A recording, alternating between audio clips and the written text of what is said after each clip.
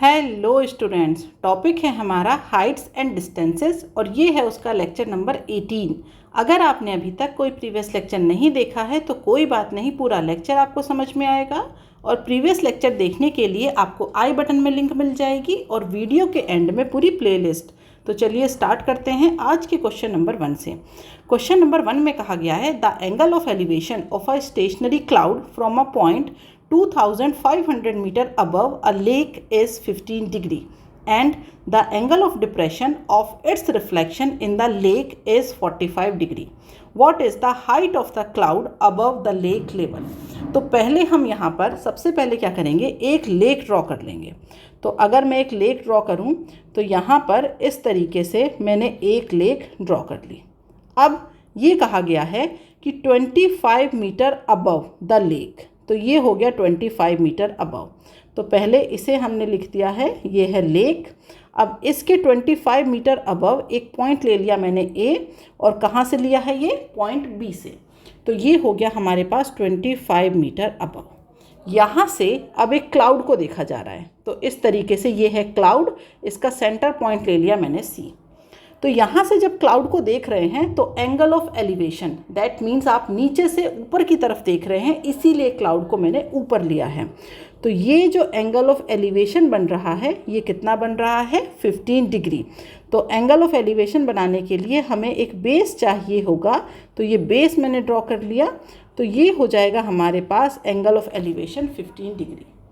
Cloud हमने point A से ऊपर लिया है, क्यों लिया है, क्योंकि एंगल ऑफ एलिवेशन बन रहा है। क्वेश्चन में गिवन है angle of elevation of a stationary cloud from a point 25 metre above a lake is 15 degree. ठीक है, अब इसी पॉइंट से जब हम इस क्लाउड का रिफ्लेक्शन देखते हैं लेक में, तो जो एंगल ऑफ डिप्रेशन बन रहा है वो बन रहा है 45 डिग्री। अब यहाँ पर देखिए लेक में रिफ्लेक्शन कैसे बनेगा।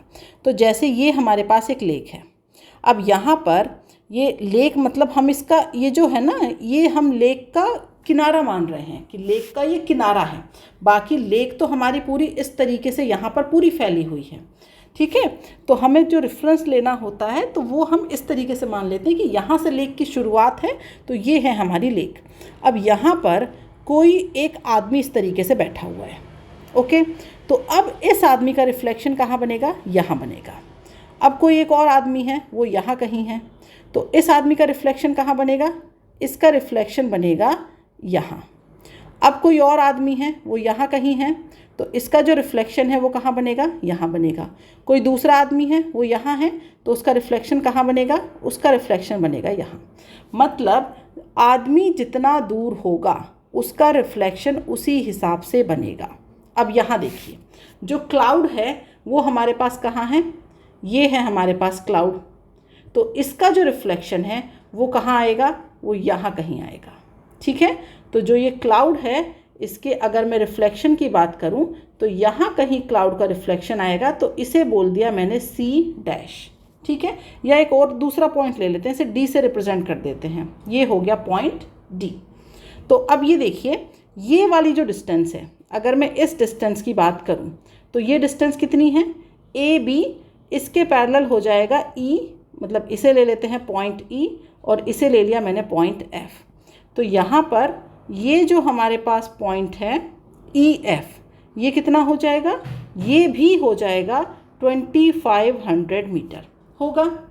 अब इस पॉइंट ई से क्लाउड कितना ऊपर है, तो वो मान लिया मैंने एक्स। तो देखा जाए तो जो कंप्लीट डिस्टेंस है क्लाउड की, लेक से क्लाउड की जो कंप्लीट डिस्टेंस है वो हो जाएगी 2500 प्लस एक्स हो जाएगी। तो इसका जो रिफ्लेक्शन है वो भी कहाँ बनेगा, जो रिफ्लेक्शन है वो भी बनेगा 2500 प्लस एक्स डिस्टेंस पर। ये पॉइंट क्लियर है, फिर से सुन लीजिए। हमारे पास एक लेक है जिसे मैंने माना बी एफ, ये है लेक बी एफ। अब यहाँ पर एक पॉइंट बी से 2500 मीटर ऊपर गए, कहाँ पर, पॉइंट ए पर। यहाँ से एक बादल हमें दिख रहा है, एक क्लाउड दिख रहा है, तो वो जो क्लाउड है वो थोड़ा सा ऊपर होगा इस पॉइंट ए से। क्यों होगा, क्योंकि हमें दिख रहा है एंगल ऑफ एलिवेशन। तो यहाँ पर ये जो एंगल ऑफ एलिवेशन है ये है आपका 15 डिग्री। तो इसे बनाने के लिए हमने AE बेस को ड्रॉ कर दिया। अब इसके बाद ये कहा गया है कि इस क्लाउड का रिफ्लेक्शन जो है वो दिखाई दे रहा है हमें नीचे लेक में। तो जब हमें इस क्लाउड का रिफ्लेक्शन दिख रहा है तो वो एग्जैक्टली उतनी ही दूरी पर होगा BF से, जितना मतलब ये जो F पॉइंट से जितना C की डिस्टेंस है उतनी ही F पॉइंट से D की डिस्टेंस होगी। तो हम इसे इस पॉइंट को ज्वाइन कर देते हैं इस तरीके से। अब यहाँ पर अब जो ये पॉइंट A है, इससे इस क्लाउड के रिफ्लेक्शन का क्या बन रहा है, एंगल ऑफ डिप्रेशन। तो इस तरीके से ये एंगल ऑफ डिप्रेशन बन रहा है और ये कितना बन रहा है, ये बन रहा है 45 डिग्री। ऊपर से नीचे की तरफ देख रहे हैं with the angle of depression 45 degree. तो अब हमें ये फाइंड आउट करना है कि ये जो हमारा क्लाउड है ये इस लेक से कितना ऊपर है। That means we have to find out CF, ये हमें फाइंड आउट करना है। अब यहाँ पर हमने क्या माना है उसे देख लेते हैं। तो हमने माना है कि ये जो let CE is equal to X ये है, और यहाँ पर अगर हम CF की बात करें तो CF कितना हो जाएगा 2500 प्लस X। तो बेसिकली देखा जाए तो हमें इस X की वैल्यू को फाइंड आउट करना है। दूसरा हम ये भी देख रहे हैं कि यहाँ पर AB is equal to EF है, और क्या है ये जो आपका CF है ये इक्वल है किसके, FD के। ओके, और ये कितना है 2500 प्लस X। तो अब कैसे फाइंड आउट करेंगे उसे देखते हैं। सबसे पहले मैंने लिया यहाँ पर ट्राइंगल AEC। अब इस ट्राइंगल में देखिए कौन सा ट्रिग्नोमेट्रिक रेशियो यूज़ कर देंगे हम, tan थीटा। क्यों, क्योंकि परपेंडिकुलर हमें फाइंड आउट करना है, और बेस जो है ना वो अगर हम बात करें इस ट्राइंगल की या फिर हम बात करें इस पूरे बड़े ट्राइंगल की, तो दोनों में ही बेस एक ही है, कॉमन है। तो कॉमन अगर हम यूज़ करते हैं तो उसे कैंसिल आउट करना बड़ा आसान होता है। अगर हमने हाइपोटेनियस वाला कुछ ले लिया तो ये देखिए इसका हाइपोटेनियस अलग, इसका अलग, और ये परपेंडिकुलर तो है ही अननोन, तो हमारे पास 3 अननोन हो जाते हैं। ठीक है, तो अब हम यहाँ पर लिखेंगे tan theta is equal to perpendicular CE और बेस AE। अब ये जो बेस है ना इसे y मान लेते हैं। ठीक है, इसे मान लीजिए y। तो BF is equal to BF is equal to AE is equal to y लिख देते हैं इसे भी। यहाँ पर लिख देती हूँ BF is equal to AE is equal to y, ये हो जाएगा। ठीक है, तो अब यहाँ पर देखिए tan थीटा, थीटा कितना है 15 डिग्री, tan 15 डिग्री। CE इसकी वैल्यू है X, AE that means y। अब ये जो tan 15 डिग्री है इसकी वैल्यू कैसे निकलेगी, तो क्वेश्चन में गिवन है ये जो tan 15 डिग्री है यहाँ पर देखिए इसकी वैल्यू है 0.268। तो बस आपको वैल्यू रखनी है तो वैल्यू रख देते हैं। तो यहाँ पर आप इसे लिखेंगे 0.268 y is equal to x, equation number 1। अब आ जाते हैं दूसरे ट्राइंगल पर। कौन सा है दूसरा ट्राइंगल, ये है AED। अब एंगल 45 के सामने जो होगा वो पड़ेगा परपेंडिकुलर। तो ट्राइंगल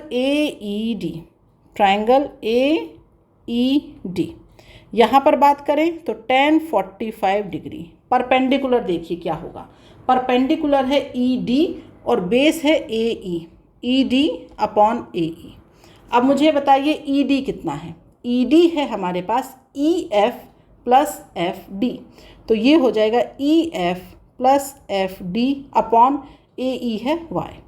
अब ये जो EF है ये कितना है, तो ये जो EF है ये है 2500, तो इसे लिखिए 2500। FD कितना है 2500 प्लस x अपॉन में आ गया y। तो tan 45 होता है 1, तो दैट मीन्स ये y डायरेक्टली मैं यहाँ लिख देती हूँ और ये हो जाएगा 5000 प्लस x। अब ये देखिए इक्वेशन नंबर 1 में अगर यहाँ से मैं y की वैल्यू निकालूँ तो यहाँ से जो y है वो हो जाएगा x अपॉन 0.268, क्योंकि हमें जो बेसिकली देखा जाए तो हमें x की वैल्यू चाहिए, तो y को हम एलिमिनेट कर देते हैं। तो यहाँ से मैं पुट कर सकती हूँ x upon 0.268 is equal to 5000 plus x। तो अब यहाँ से आप इसे सॉल्व करेंगे तो इसे आप लिख सकते हैं x is equal to 5000 multiply 0.268 plus 0.268 into x। ठीक है, x को यहाँ ले आइए तो 0.732x इज इक्वल टू 1340। तो यहाँ से आप लिख सकते हैं x is equal to 1340 upon 0.732। तो ये हो जाएगा x is equal to 1830.6 metre. x की वैल्यू निकल गई। हमें क्या फाइंड आउट करना है? हमें फाइंड आउट करना है FC, और FC या CF ये कितना है 2500 प्लस x। तो आप लिखेंगे यहाँ पर FC is equal to 2500 plus x। Solve कर दीजिए तो ये जो FC है ये हो जाएगा हमारे पास 2500 प्लस 1830.6।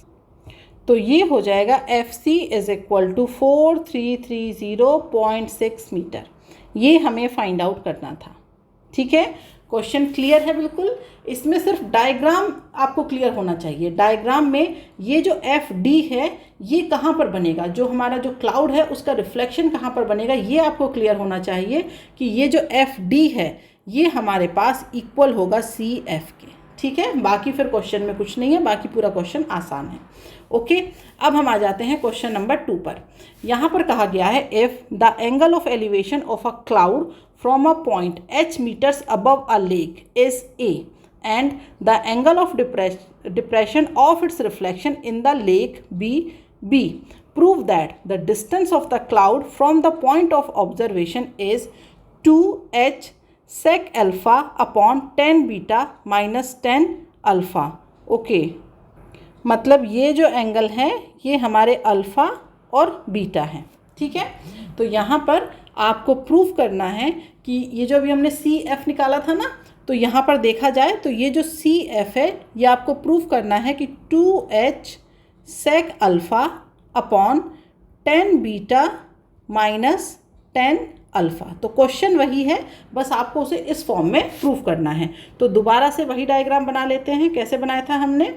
ये थी एक लेक और लेक के ऊपर कितना गए थे हम 2500 मीटर। ठीक है, 2500 मीटर। तो ये लिया था मैंने पॉइंट A और ये था पॉइंट B। यहाँ से फिर एक बेस ड्रॉ किया था, ये बेस ड्रॉ हो गया। इसके बाद ये हमारा कहीं क्लाउड था इस तरीके से, इसे माना था पॉइंट C और ये जो एंगल बना था ये कितना था उसमें 15 डिग्री। यहाँ 15 डिग्री ना हो करके क्या हो जाएगा एंगल अल्फ़ा। अब ये जो डिस्टेंस थी, सॉरी ये 2500 नहीं, अब ये कितनी होगी, ये h होगी, तो इसे भी h लिखिए। अब यहाँ पर इस क्लाउड का जो रिफ्लेक्शन है वो नीचे बनेगा यहाँ कहीं पर इस तरीके से। इसे मानेंगे हम पॉइंट D और इसे पॉइंट C और पॉइंट D को आपस में ज्वाइन कर दीजिए इस तरीके से। ठीक है, तो पॉइंट ऐसे ज्वाइन होगा। ओके, तो ये हो जाएगा हमारे पास ऐसे, ये क्लाउड है, पॉइंट D हो गया। और यहाँ पर अब जो एंगल बनेगा, एंगल ऑफ डिप्रेशन इस तरीके से नीचे, तो ये कितना हो जाएगा, ये हो जाएगा बीटा। ठीक है, तो यहाँ पर ये भी हमारे पास कितना है h। अब जो हमने माना था उसे मान लेते हैं। इसे माना था मैंने y, वहाँ पर भी y माना था, यहाँ भी y मान लीजिए। ये हो जाएगा हमारे पास x। और ये वाली जो डिस्टेंस है, ये वाली डिस्टेंस ये कितनी हो जाएगी, ये हो जाएगी हमारे पास h प्लस x। ठीक है, क्वेश्चन बिल्कुल क्वेश्चन नंबर 1 की तरह ही है, बस जो वैल्यूज़ है वो यहाँ पर चेंज हो गई है। तो अब प्रोसीजर बिल्कुल वही लगेगा। सबसे पहले हम लेंगे, उनकी नाम उसी तरीके से लिख देते हैं, A B, अच्छा ये C D और ये E F थे। ठीक है, ये पॉइंट है आपके पास E और ये वाला पॉइंट है आपके पास F। तो अब देखिए कौन सा ट्राइंगल लेंगे। सबसे पहले हम लेंगे ट्राइंगल AEC। क्वेश्चन नंबर 1 की तरह ही करेंगे इसे बिल्कुल। ठीक है, वही क्वेश्चन है, सिर्फ उसके नाम यहाँ पर हमने रख लिए हैं, बाकी वैल्यूज़ नहीं दी गई हैं, सिर्फ उसको जो एंगल्स हैं अब वो 15 डिग्री 45 डिग्री इस तरीके से नहीं है, अल्फ़ा बीटा के टर्म में है। ठीक है, तो यहाँ पर आते हैं तो tan क्या हो जाएगा, अल्फ़ा क्या हो जाएगा, परपेंडिकुलर x, तो परपेंडिकुलर पुट करिए x और बेस क्या हो जाएगा y। तो इसे बोल दीजिए इक्वेशन नंबर 1। इसके बाद हम आते हैं किस पे, ट्राइंगल AED पर। यहाँ क्या हो जाएगा, ये हो जाएगा tan बीटा, परपेंडिकुलर कितना हो जाएगा h प्लस x, अपॉन में क्या हो जाएगा, अपॉन में हो जाएगा बेस y।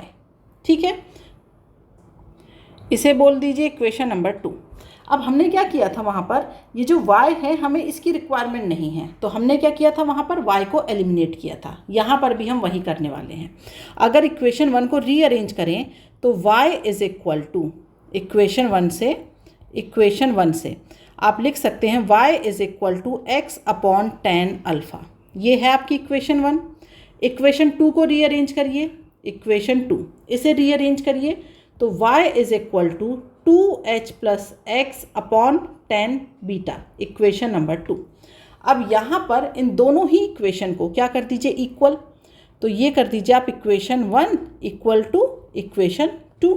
तो ये हो जाएगा x upon tan alpha is equal to 2h plus x upon tan beta.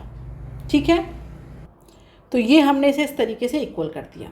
अब हमें यहाँ पर फाइंड आउट क्या करना है उसे देख लेते हैं। हमें फाइंड आउट करना है distance of the cloud from the point of observation. Okay, तो हमें पॉइंट ऑफ ऑब्जर्वेशन हमारा क्या है A, तो हमें फाइंड आउट करना है A, और इस A से हमें फाइंड आउट करना है C की distance. That means we have to find out AC। ये CF नहीं है, लास्ट क्वेश्चन में हमने CF फाइंड आउट किया था, बट यहाँ पर हमें क्या फाइंड आउट करना है, यहाँ हमें फाइंड आउट करना है AC। ठीक है, क्वेश्चन में क्लियरली कहा गया है prove that the distance of the cloud from the point of observation.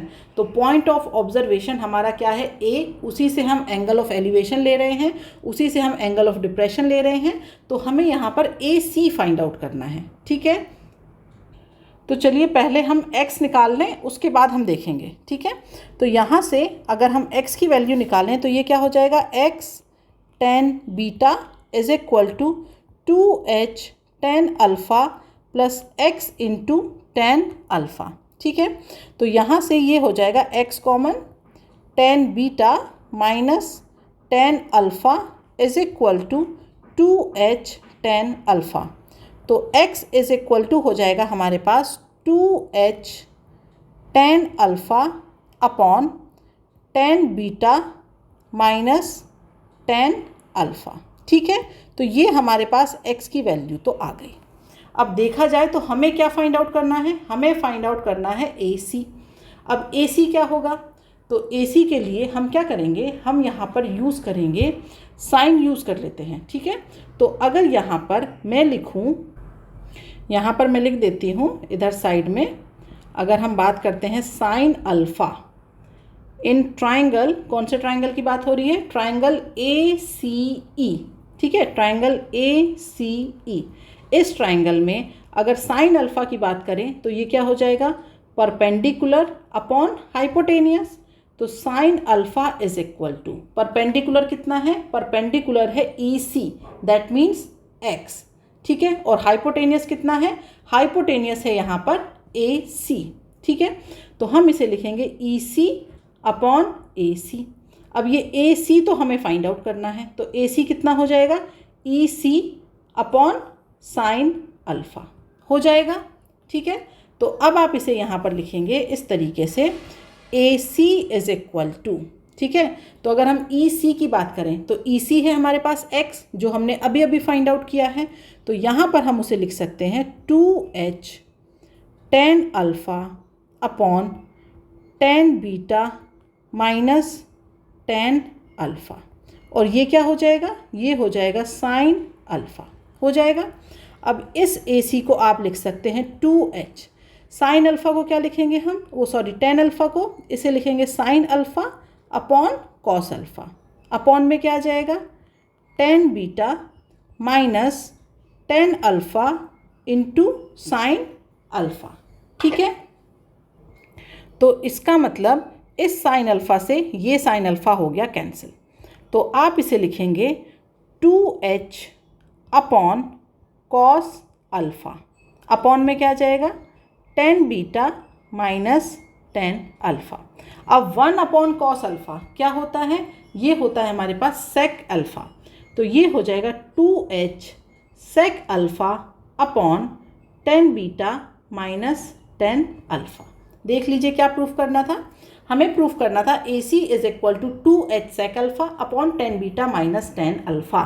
तो ये हमने प्रूफ कर दिया, ये क्या है हमारे पास AC, और ये हो गया यहाँ पर प्रूफ। ठीक है, तो क्वेश्चन में हमें क्या गिवन था, क्वेश्चन में हमें ये गिवन था कि इस तरीके से हमारे पास एक क्लाउड है, वहाँ पर लेक से h मीटर की हाइट पर एंगल ऑफ एलिवेशन बन रहा है अल्फ़ा। इस क्लाउड का जो रिफ्लेक्शन है जो लेक में बनता है, तो यहाँ पर एंगल ऑफ डिप्रेशन बन रहा है बीटा। तो हमें ये बताना है distance of the cloud from the point of observation, that means we have to find out AC। तो उसे फाइंड आउट करने के लिए हमने क्या किया, जो प्रोसीजर पहले किया था बिल्कुल वैसा। अगर हमें ये देखिए AC फाइंड आउट करना भी है तो भी हमें क्या चाहिए, हमें इस परपेंडिकुलर की रिक्वायरमेंट होगी, बेस से तो हमें कोई मतलब नहीं है, हमें यहाँ पर इस परपेंडिकुलर की वैल्यू चाहिए, तभी हम इस हाइपोटेनियस को फाइंड आउट कर पाएंगे। ठीक है, तो हमने उसके लिए बिल्कुल सेम वही प्रोसीजर लगाया, इस परपेंडिकुलर x की वैल्यू फाइंड आउट की जैसे हमने क्वेश्चन नंबर 1 में किया था, उसी मेथड से, बस यहाँ पर वैल्यूज़ रहेंगी उस तरीके से, नंबर्स में नहीं रहेगा, अल्फ़ाबेटिकल टर्म्स में हमारे पास यहाँ पर वैल्यू लिखी हुई है। ठीक है, फिर हमने जब x की वैल्यू हमें मिल गई तो फिर हमने यूज़ किया यहाँ पर साइन अल्फ़ा, क्योंकि वो होता है परपेंडिकुलर अपॉन हाइपोटेनियस, तो यहाँ से हमने हाइपोटेनियस की वैल्यू फाइंड आउट कर ली। ठीक है, अब हम आ जाते हैं अगले क्वेश्चन पर। क्वेश्चन में गिवन है, क्वेश्चन नंबर 3 में कहा गया है from an aeroplane vertically above a straight horizontal road the angles of depression of two consecutive milestones on opposite sides of the aeroplane are observed to be alpha and beta. Show that the height in miles of aeroplane above the road is given by tan alpha tan beta upon tan alpha plus tan beta.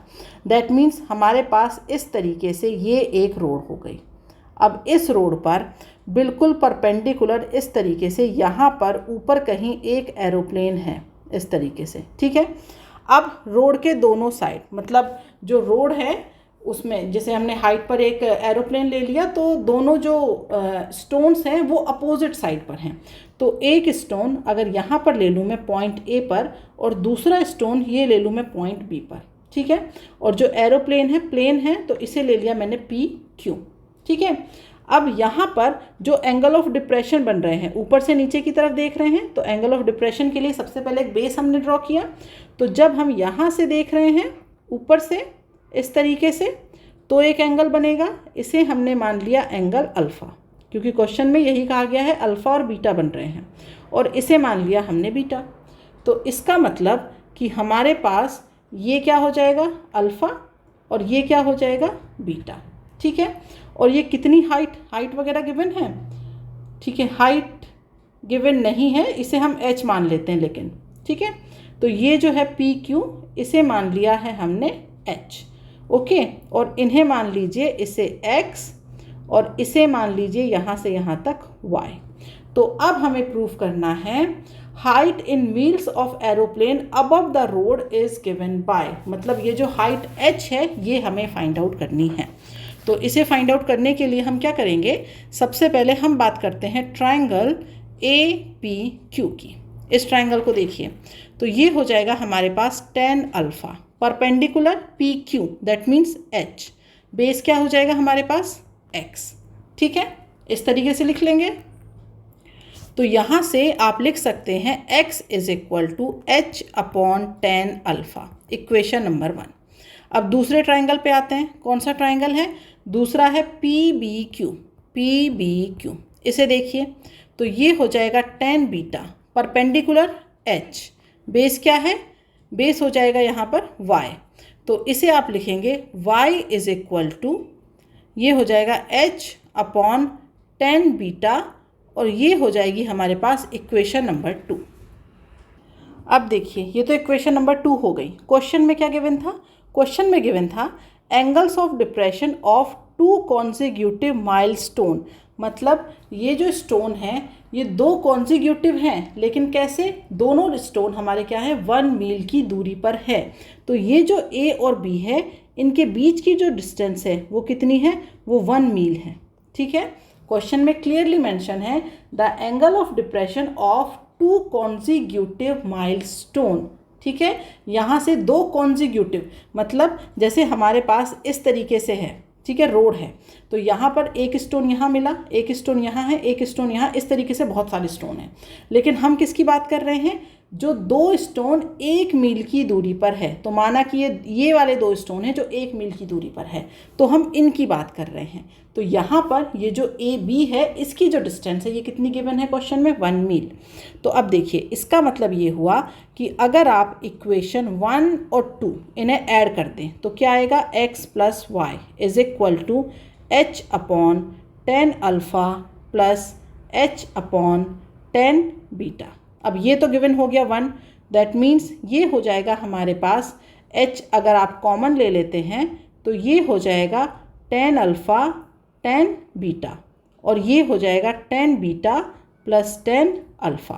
That means h is equal to हो जाएगा हमारे पास 10 alpha 10 beta upon 10 alpha plus 10 beta. अब question में क्या कहा गया था प्रूफ करने के लिए, show that the height in miles of aeroplane above the road is given by this.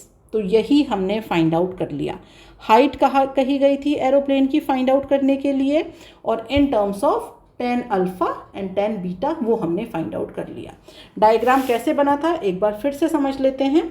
हमें ये कहा गया था कि एक रोड है हमारे पास, उस रोड पर h हाइट पर एक एरोप्लेन है। अब इस एरोप्लेन से 2 स्टोन हैं रोड पर, मतलब दोनों अलग अलग साइड पर हैं, अपोजिट साइड पर। तो हमने ये लिया A और ये लिया B।